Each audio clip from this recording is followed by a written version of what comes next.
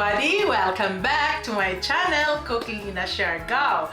In this video, I am going to share how I make adobo. In comes to adobo, we call this a national dish in the Philippines. I'm going to share this and then hope you try this recipe too around the world, because I noticed that in the Philippines, if I have a guest, I have a foreigner guest in my house, if I make adobo, they like it very much.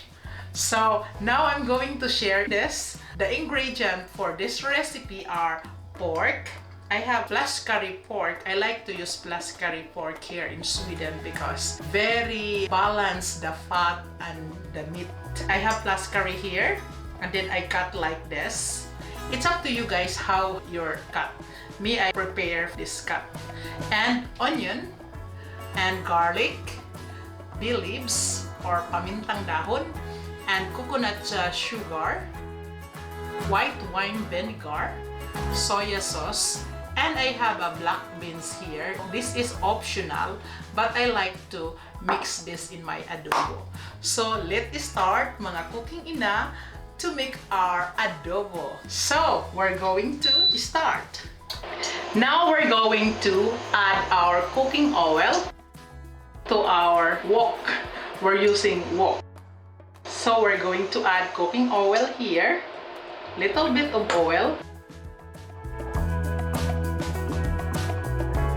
Then we're going to add our onions.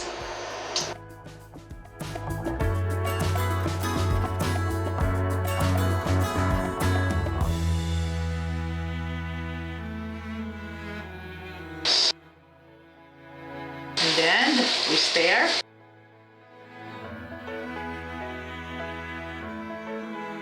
We're going to add our garlic. Our garlic I cut like this. In one garlic I just cut like 5 slices like this. So we're going to add our garlic now.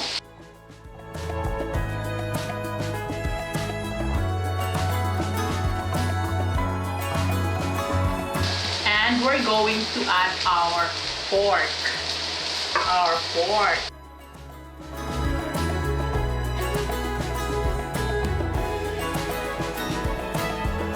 Then we mix well together with our onion and garlic.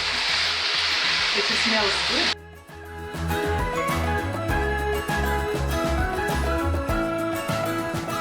Then we're going to add our soya sauce. We're going to add our soya sauce like this. And we're going to add our white wine vinegar.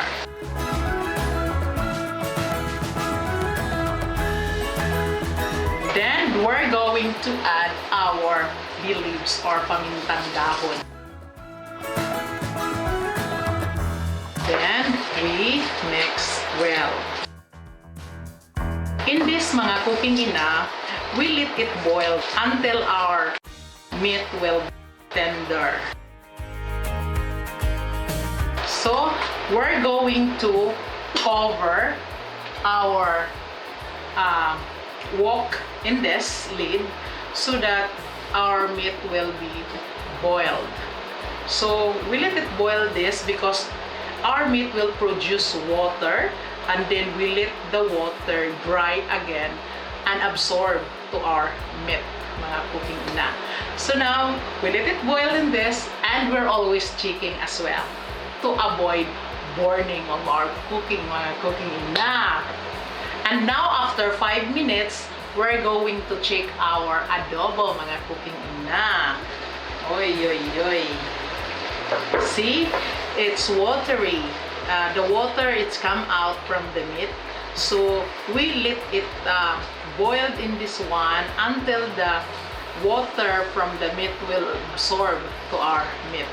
And I forgot, mga cooking ina, we're going to add a ground black pepper. I have a ground black pepper here. We're going to add this for more flavor of our adobong baboy. So, and we mix again. It smells good, mga cooking ina. My boys, Kuya Kim, my eldest son, like it very much. This. Then we cover again, mga cooking ina.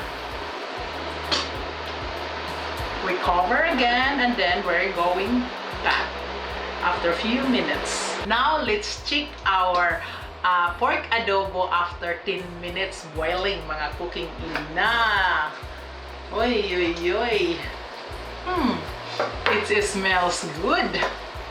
So, wow, look at that one, mga cooking ina. Look, our adobo, look yummy. Mga cooking ina, you will notice that the fat from our pork, it's come out. So that's good sign, cooking ina, na it's soon finish our pork adobo. So now, mga cooking ina, it's very good and it smells good. In this point, mga cooking ina, we're going to add our coconut sugar. Our coconut sugar to our pork adobo. So we do like this, mga cooking ina. In Philippines, we used to have a bitchin or magic syrup. It's up to you guys, but here in Sweden, it's not available, that stuff. And for me too, I try to make healthy, not more preservatives, not more artificial flavor to my cooking, because of course the 1/18 of my cooking is the special people in my life. My children, you know, they are the most important. So I try to make it healthier, the food that I am going to give to them. So now, mga cooking ina, look at our adobo. It's look yummy and look tender. So soon this one will be ready, mga cooking ina. So we let it boil more and tender our pork adobo. So we cover again. But we need to watch out every time, mga cooking ina. If we're cooking, we're always checking every time to avoid failure of cooking, mga cooking ina. So we let it boil in this and then we're going back again. Now for the third time, we're going to check our pork adobo. So, wow, look at that one. It smells good, mga cooking ina. This is very yummy. So we're going to mix again. So now in this point, mga cooking ina, we're going to add our black beans, mga cooking ina. So we're going to add this like this. Just the beans, mga cooking ina. Don't put now the liquid of this because it's more salty or adobo. But it's your choice. It's up to you, mga cooking ina. Me, I'm not. I'm just get the black beans to produce the flavor. So in this point, mga cooking ina, we're not going to cover more our pork adobo. We let our adobo absorb the sauce back to our meat, mga cooking ina, so that when we bite our meat, it's tasty. Not much, just let's say 50-50 of the sauce in this like this. 50% of the sauce in this, we let it absorbs to our meat, and that's ready, mga cooking ina. So we just let it boil open like that. And now, mga cooking ina, we're going to mix again our pork adobo. Our adobo is look creamy. It's thickening now the sauce. So our adobo now is ready, mga cooking ina. Oy, oy, oy. And now mga cooking ina, it's time to test our adobo. So, it's very good mga cooking ina. Wow! I am happy in my cooking for my pork adobo because I got the perfect test I'm looking for. The meat is tender. It's so tender, the meat. And then it's produced the oil, our meat, our pork meat. So it means that our adobo is ready. So now we're going to off because it's ready, our adobo. So look at that one, mga cooking ina. Oy, oy, oy. We're going to plate now our pork adobo, mga cooking ina. So we're going to do like this. Look at that one, mga cooking ina. Oy, oy, oy. It smells good, our pork adobo. Oy. So, wow. It's creamy. It's look yummy and it smells good, mga cooking ina. So we're going to garnish so that it's look beautiful and appealing our pork adobo. I have spring onions to garnish our pork adobo. We just do like this, mga cooking ina.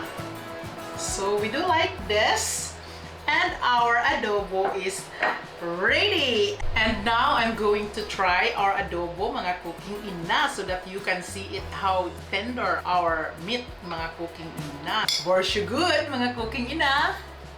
Let's try.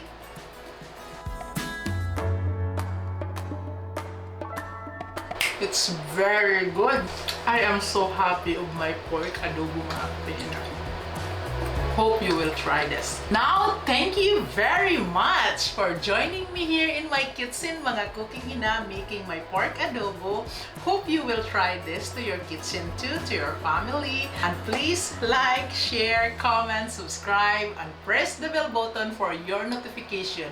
Bye! God bless everyone!